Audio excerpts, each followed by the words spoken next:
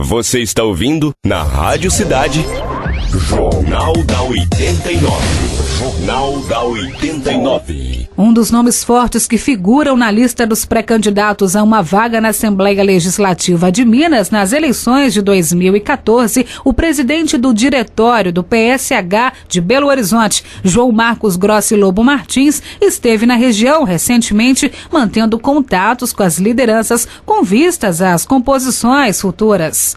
João Marcos é filho do ex-deputado e ex-secretário de Estado Mauro Lobo Martins Júnior e neto do ex-prefeito de Caratinga, Dário Grossi. Amigo próximo do prefeito de Belo Horizonte, Márcio Lacerda, João Marcos é uma das apostas do partido, que tem como estrela maior, no cenário político brasileiro, o governador de Pernambuco, Eduardo Campos, cujo nome é sempre lembrado como provável candidato à sucessão presidencial. Numa análise para o Jornal da 89, João Marcos Grossi Lobo comentou as reações de políticos diante da mudança súbita no cenário sucessório em função das pressões populares. Para ele, o político não deve ter medo do que está acontecendo nas ruas. João Marcos comentou também o cenário político de Caratinga e a relação do prefeito Marco Antônio com o legislativo caratinguense em entrevista com a repórter Graziela Ângelo. João Marcos, você se preparando aí nessa corrida para as eleições do ano que vem e o Brasil dando uma reviravolta no cenário político. A presidente Dilma caiu de uma aceitação popular de mais de 50%, já está chegando aos 30 e poucos.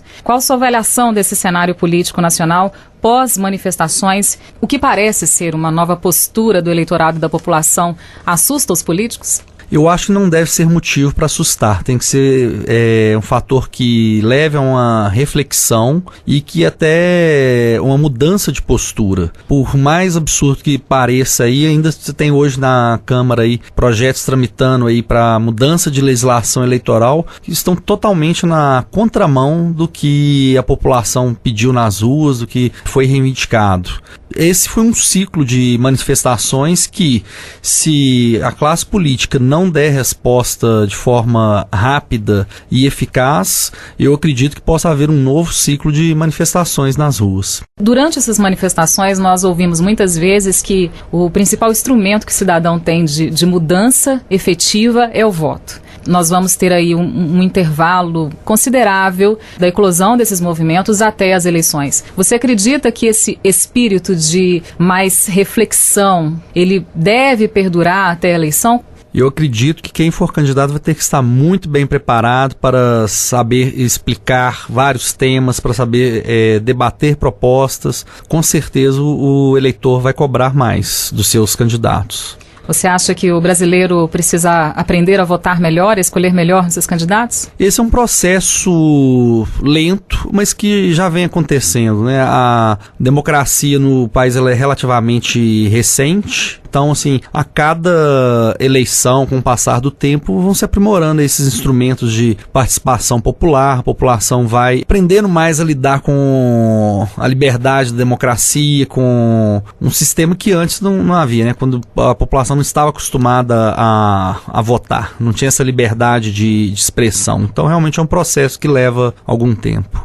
E você mora em Belo Horizonte, tem contato com uma realidade de capital, mas está atuando em bases no interior, como em Caratinga. Você teria como definir o perfil do eleitor hoje? Ele ainda é aquele que pede muito favor pessoal ou o eleitor está mais politizado? Você tem ainda essa questão aí de pequenos favores, você tem uma questão também que acontece muito aí, que às vezes até das próprias deficiências do serviço público, às vezes na área de saúde, por exemplo, que leva então às vezes questões aí de solicitações aí de cunho pessoal, mas no geral assim a maior parte assim do debate ou das conversas aí são conversas políticas aí em torno de propostas aí mais gerais aí que atendam a população aí de uma maneira mais geral. E você participou das eleições municipais, das últimas eleições, apoiando o grupo do prefeito eleito, Marco Antônio, e você tem acompanhado a administração do prefeito? De que forma você tem participado do processo aqui em Caratinga? Tenho acompanhado sim a a administração de Caratinga. O Marco Antônio é uma pessoa muito trabalhadora, tem se empenhado bastante, mas também pegou a prefeitura numa situação difícil do ponto de vista financeiro, do ponto de vista até jurídico, aí, questões aí de certidões negativas que são necessárias para até conseguir empréstimos, conseguir financiamentos, até conseguir repasse de recursos do governo federal, do governo estadual. Então, assim, essas questões, né, já estão superadas. Então, agora tenho certeza aí que a administração municipal aí vai mostrar seu serviço, vai mostrar sua cara, vai deixar sua marca. Já é hora, assim, a casa já foi colocada em ordem, agora é hora de mostrar trabalho. E a sua avaliação do relacionamento do Poder Executivo, do prefeito, no caso, com suas bases, com a Câmara Municipal, como você tem percebido?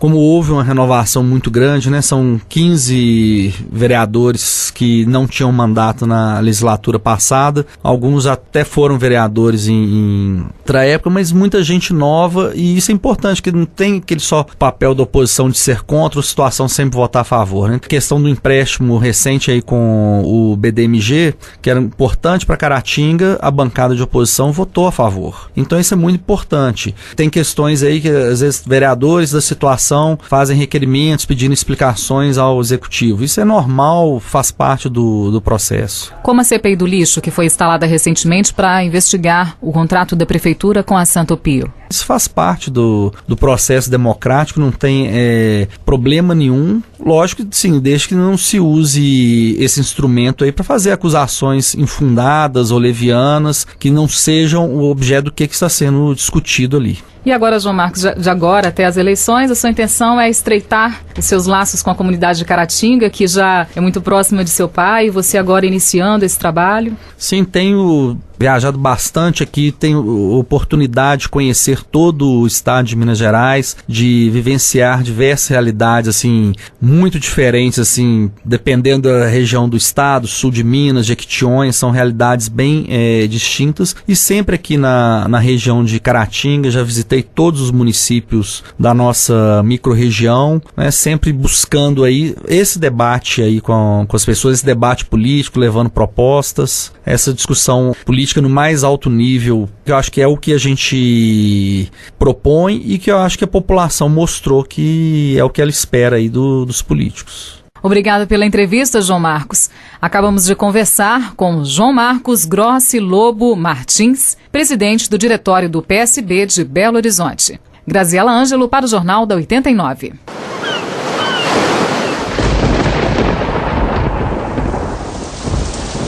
Previsão do tempo. E a temperatura máxima no fim de semana pode chegar aos 27 graus e a mínima aos 17. Predomínio de sol com poucas variações de nuvens no sábado e no domingo. No Jornal da 89, as notícias do esporte. Agora o noticiário esportivo com as notícias do Brasileirão, Campeonato Regional da Liga Caratinguense de Desportos e Copa Municipal de Entre Folhas. 3 jogos fecham neste domingo, dia 11, a primeira fase da Copa Municipal de Entre Folhas. Pelos aspirantes, às 13 horas, em Santa Efigênia, o tricolor da Engenhoca encara o Conquista. E no campo do Barreiro, o Supermercado do Lico enfrenta o Vasco do Atalaia, com aspirantes às 14 horas e titulares às 16 horas. No aspirante, o time do Bailados lidera a competição com 10 pontos. E no titular, o Vasco do Atalaia lidera com os mesmos 10 pontos. Após a rodada do domingo, serão definidos os confrontos das semifinais da Copa Municipal de Entre Folhas. Campeonato Regional da Liga Caratinguense de Desportos, segunda rodada do primeiro turno deste domingo.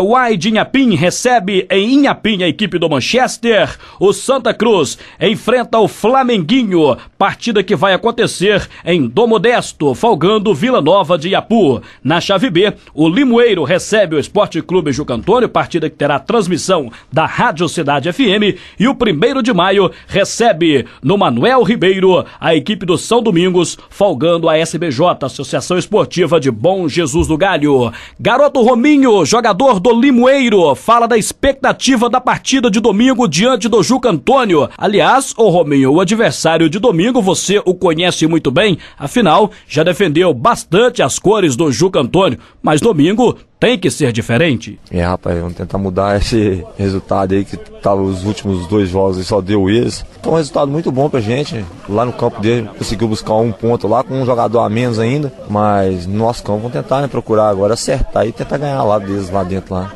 Você que foi do Juca Antônio muito tempo, como é que é pra você enfrentar domingo agora o Juca Antônio? É meter gol, né? Rapaz, o Cantônio, rapaz, é montado, da última hora eles entraram no campeonato, né, mas o time deles é muito bom, tem que respeitar eles, porque o jogo é jogar depois dos 90, né? Não pode entrar com salto alto nem nada não, porque eles estão montando o time direitinho, não tá muito ruim.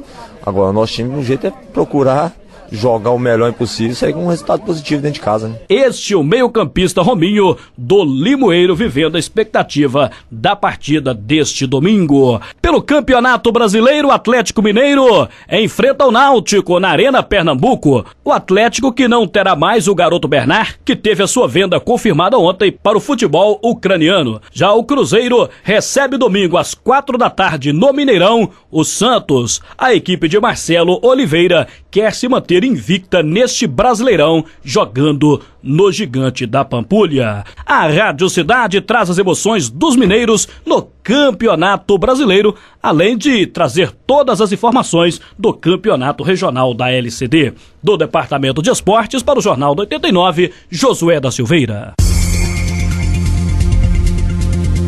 E termina aqui mais uma edição do Jornal da 89 FM. Novas informações no Jornal da 89 da próxima segunda-feira, mas ainda hoje, às 10 da noite, reprise do Jornal da 89. Lembrando que as informações que você ouve no Jornal da 89 também estão no site da Rádio Cidade, www.radiocidadecaratinga.com.br, e em nossa página no Facebook. Um ótimo fim de semana e uma boa noite. Boa noite. Jornal da 89. Jornal da 89.